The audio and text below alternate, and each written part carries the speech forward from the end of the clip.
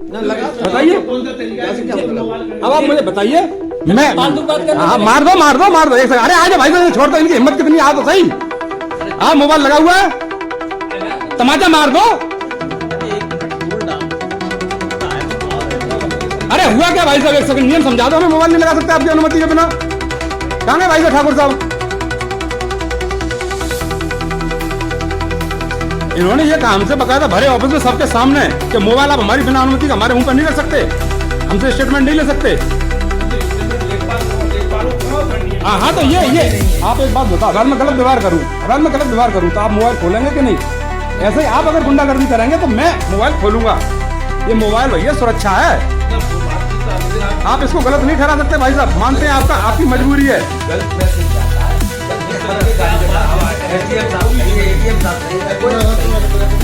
भाई साहब आप सब जनता के सेवक हैं, ये थप्पड़ मारेंगे हमें? ये बोल रहे हैं प्रार्थी पीड़ित है और उसमें थप्पड़ मारेंगे? ये इनका दुस्साहस देखिए इन अधिकारियों का। थप्पड़ की खूब, अच्छा उन्हें खूब कही थप्पड़। अभी पिटोगे? ये बोले अभी पिटोगे कि नहीं? अरे अभी पिटोगे ये नहीं कहा? बारे वाह, मतलब क्यों इतना फेवर कर रहे हो? अच्छा अभी पिटोगे ये नहीं कहा? अभी पिटोगे ये नहीं कहा इनमें खुल के? कोई कह दे गंगा जल हाथ में रख के सामने लेखपाल है, बोलो चलो। इन्होंने खुल के कहा अभी पिटोगे। कहाँ गए भैया लेखपाल साहब? ये कहा कि नहीं कहा आपने? अरे कानून को जनता का सेवक, और पीड़ित आएंगे तो तुम अधिकारी बने हुए हो तो तुम्हें उनकी सुननी पड़ेगी। अभी पिटोगे ऐसे नहीं बोलेंगे। हाँ, एडीएम साहब से मिलता हूँ। जैसा हमें उधर भी स्वीकार, इधर आपको भी स्वीकार है। और मार गवाह लग के और क्या हो जाएगा? सस्ता पटरी निकल आई, सरकारी जमीन सरकारी निकल आई, और ये जो खड़ा है क्लियर अतिक्रमण है, जो कि हटने चाहिए। आपको भाई सबके सामने क्लियर आ गई, निशान लगाए इसका, इधर से मार, इसका जॉइंट करो आप। निशान दिखाओ ना, इधर जो वीडियो बनाना है मैं तो देख रहा हूँ। यहाँ पे खड़े हो गए, बटिया का ये सब दिखाना है। हाँ, यहाँ पे मछलियाँ दिखाई पड़ रही है। यहाँ तक मतलब जो है यहाँ पे लोग हैं, इनकी जगह तो सरकारी दोनों मिला कर, इनके बाद इधर इनकी, इस जगह के बाद इनकी।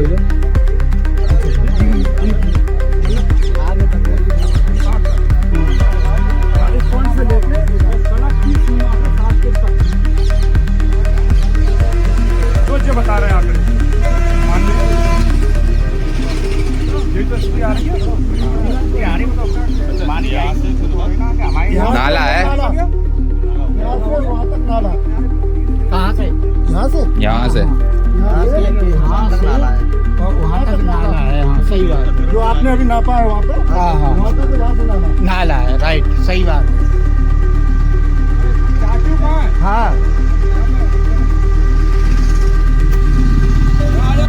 आपका परिचय? मैं केसी राठौर, जिला उपाध्यक्ष विश्व हिंदू महासंघ मानपुर एटा का निवासी हूँ।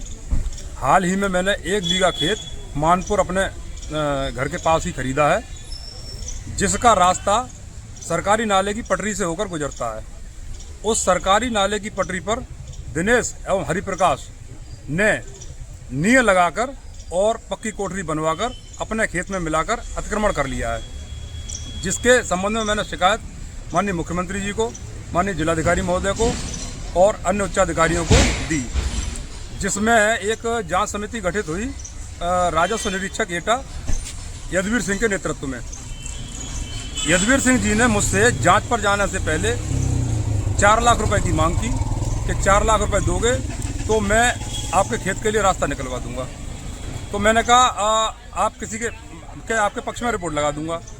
क्या आप किसी के पक्ष में रिपोर्ट ना लगाएं, जो उचित हो वो लिख दें। मैंने ऐसे कह दिया, तो ठीक है। फिर वो जांच टीम मौके पर जांच करने गई और जांच में स्पष्ट रूप से उन्होंने पाया, निशान भी लगवाए कि अतिक्रमण है वहाँ पर, और उसकी मैंने वीडियोग्राफी भी बनवाई हुई है। लेकिन मैं जब रिपोर्ट देखने एडीएम महोदय के कार्यालय पर गया तो वहाँ रिपोर्ट देखकर चौंक गया।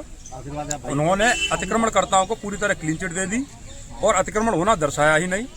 इससे साफ है कि उन्होंने दिनेश एवं हरिप्रकाश से मोटा धन लेकर सरकारी भूमि को ही बेच दिया।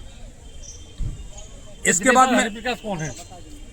दिनेश व हरिप्रकाश एटा निवासी हैं, जिनका सोने चांदी का कारोबार है। धनाढ्य समूह है ये, और धमकी भी देते हैं। घर के 28 लोग हैं, परिवार में 28 लोग हैं उनके। परिवार में 28 लोग हैं। हाँ, इस वजह से थोड़ा दबंग नेचर के हो गए हैं। दबंग ही है, मतलब जो उनकी आज तक उन पर कोई उंगली नहीं उठा सका, ऐतराज नहीं कर सका। तो आपके साथ ऑफिस में भी कुछ कासनी हुई, कुछ जबरदस्ती की गई? जी सर, इस रिपोर्ट पे मैंने ऐतराज किया और मैं यदुवीर सिंह जी से मिला और मैंने उनसे कहा, आपने तो सारा कुछ साक्ष्य होने के बाद, देखने के बाद, निशान लगवाने के बाद रिपोर्ट में कुछ दिखाया ही नहीं। मैं इसकी शिकायत एसडीएम महोदय से करूंगा। तो वो खिसिया गए, बहुत ही अभद्र व्यवहार करने लगे, मारने पीटने की धमकी देने लगे, जान से मरवाने की धमकी देने लगे। मैंने इस पर अपना मोबाइल निकाला, उन्होंने झपट कर मेरा मोबाइल छीन लिया अचानक। फिर बोले, अब मैं तुझे अपनी कलम की ताकत दिखाता हूँ, ऐसे मुकदमे में फंसा के जेल भिजवाऊंगा कि तू याद करेगा। फिर हमले के लिए बढ़े तो मैं वहाँ से तुरंत निकलकर एसडीएम महोदय के ऑफिस आ गया। वहाँ एसडीएम साहब अनुपस्थित थे, तो मैंने यह सब घटना स्टेनो महोदय को अवगत कराया। तो उन्होंने यदुवीर सिंह जी को बुलाकर तुरंत मेरा मोबाइल वापस कराया। इसके बाद मैंने मोबाइल को फिर रिकॉर्डिंग पर लगा दिया। जब वो एसडीएम ऑफिस में आए तब भी बदतमीजी ही कर रहे थे वो। और अब मेरी सभी अधिकारियों, माननीय मुख्यमंत्री साहब ने कुछ नहीं कहा जब वो बदतमीजी कर रहे थे ऑफिस में? उन्हें स्टेनो साहब का कोई डर नहीं था। वहाँ सारे लोग उन्हीं के थे उस समय पे।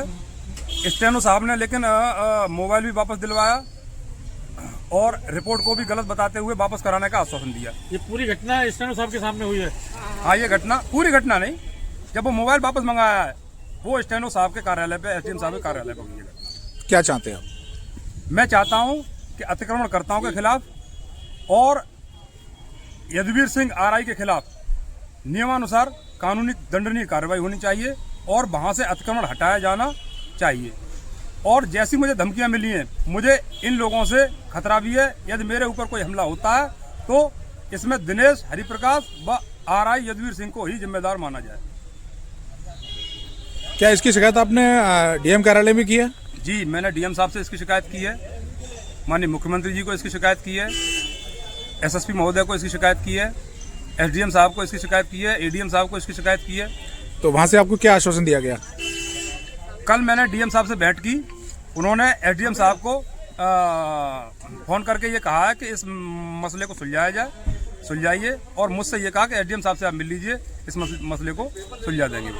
मैं जब एसडीएम साहब से मिला तो उन्होंने आश्वासन दिया है कि मैं उनके खिलाफ कार्रवाई करूंगा और इस मसले को सुलझाया जाएगा। कुछ और कहना चाहेंगे?